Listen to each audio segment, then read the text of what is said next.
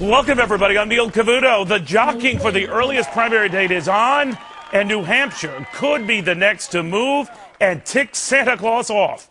Because reports today that New Hampshire's Secretary of State, who has the sole authority to pick a date, is pondering a primary in, get this, December, at the height of the holiday season.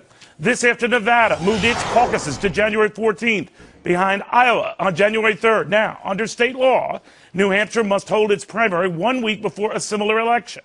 That's giving the state very little wiggle room. It is also sparking a revolt at the North Pole and a call for a boycott of the Nevada debate by one John Huntsman Jr. Huntsman in a moment. First to another GOP presidential candidate, Ron Paul, with me right now. Congressman, do you think we'll be voting at Christmas time in New Hampshire? 50-50 chance. I'm not a very good one to predict those things, but it looks like it's getting closer and closer to having a December primary, which seems to be a little bit early. All right, now leaving aside the fact that Santa Claus is upset, Congressman, do you think voters will be, even voters in New Hampshire, that this process, which seems to get earlier and earlier and earlier, is now risking raining on their holiday parade? Yeah, but, I haven't been thinking about this much until I heard you make the announcement. But, if it does occur, maybe that'll be very helpful to me, because I think some of my supporters will turn out any day of the week or any day of the month. So it might be a boost to our campaign for all we know. Well, I just pray Santa's not hearing you right now, Congressman. But in all seriousness, sir, you are going to be participating in the Nevada debates tonight. John Huntsman Jr. is not.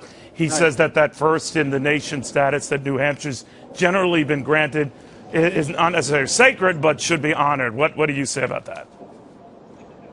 I think they should each make their own decision. Nevada should make their decision, and New Hampshire should make their decision. It's sort of like, to me, a states' rights issue, and people outside the state shouldn't have a whole lot to say about it. And I don't feel any compulsion to interfere in the decision-making process, and I'm going to campaign and work and be available regardless of when they make the dates. So on to this debate tonight, and Hunt's, of course, not participating in this. Do you think it backfires, and any of you folks who are participating in the debate, that you're sticking it to New Hampshire, as some have likened it? Oh, I really don't think so. I thought it was a serious matter. I might be thinking more about it, but I haven't really thought it would be that damaging. It may be to some degree with some candidates, but I'm not anticipating that it would hurt my campaign.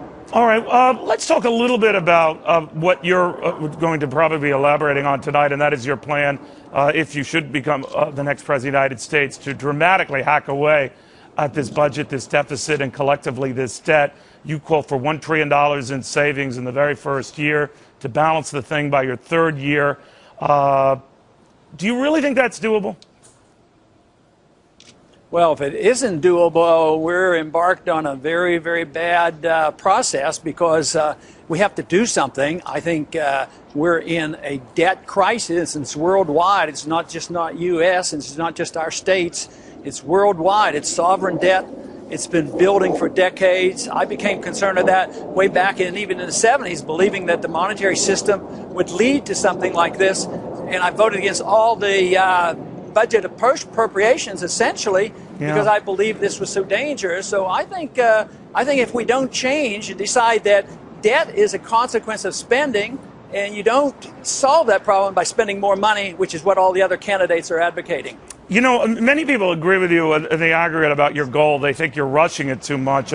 Among those, some critics at Moody's Analytics and others who don't necessarily have great track records themselves. But I just want to quote from one, Congressman Gus Fauser, who's the sort of the head there, Moody's Analytics. That much deficit reduction, referring to your plan, in 1 year is going to be a huge drag on the economy. The reduction in spending, much greater than the cuts in taxes. He's referring to your cuts in 5 cabinet agencies, outright removing them and leaving better than 200,000 federal workers in one fell swoop out on the streets. What do you say to that? Well, it's not exactly accurate. The people don't get released all at once. It's through attrition, and that's over several years. It's not. But by 3 years, it's over. By 3 years, it's over, right? They're out, right? Yeah. Okay. Well, no, it'll continue. It'll continue. Some of the programs are reduced to 40% of what they are now. Some will be eliminated. And some of the programs, some of the departments that are eliminated, actually, some of those, some parts of those will be maintained, but they wouldn't have a department status.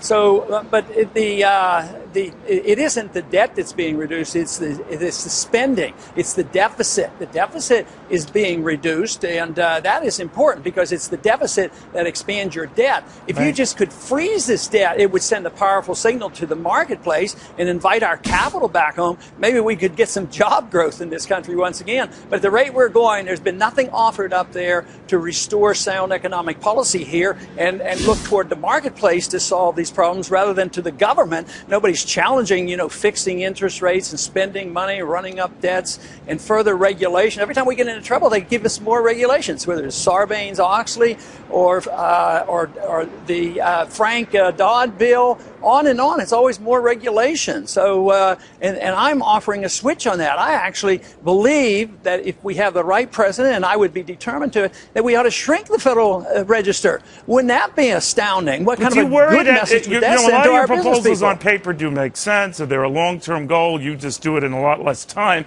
But the rap you get from others, even within your party, and you'll likely hear it tonight, sir, is that under your plan, the Food and Drug Administration would see its budget hacked close to half, 40%, maybe a little less. But bottom line, it would be a big item. They're saying, well, that's tantamount to a President Ron Paul all but welcoming poisoning Americans. What say you? Well, I think the FDA has done a lot of mischief. Sometimes they spend a lot of time preventing good drugs from coming on the market. Sometimes they give assurances of drugs because of the influence of the drug industry, and they go on and they do harm, and then they have to remove it from the market.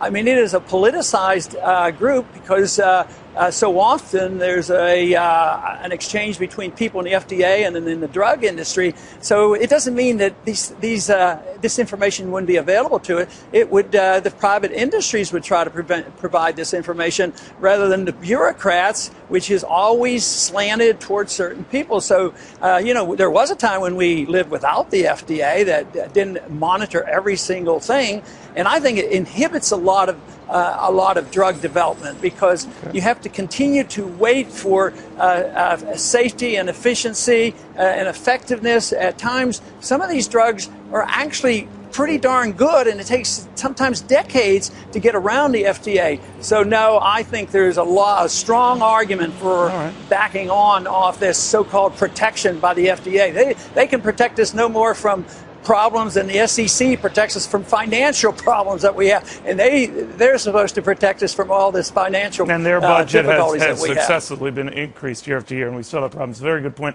Right. Finally, Congressman, I do want to get back very quickly to this sort of speeded up primary season.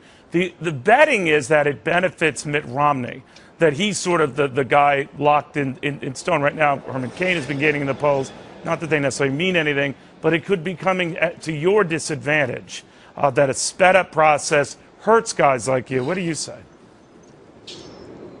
I haven't thought so. I haven't thought that all of a sudden, if it's 1 or 2 or 3 weeks difference, that's going to make a lot of difference. Our organizations are very strong, especially in these early primaries. On-the-ground organization in Iowa, New Hampshire, very, very strong, something that you don't measure on a daily poll basis. Right. So, whether it's a week or two earlier, I don't think it will change the outcome that much, but it may be that some people in the Romney organization believe so, and maybe they are behind, this pressure, but I don't know, but I certainly don't worry about it. All right, Congressman, great seeing you again. Be well. Thank you. Ron Paul in Nevada.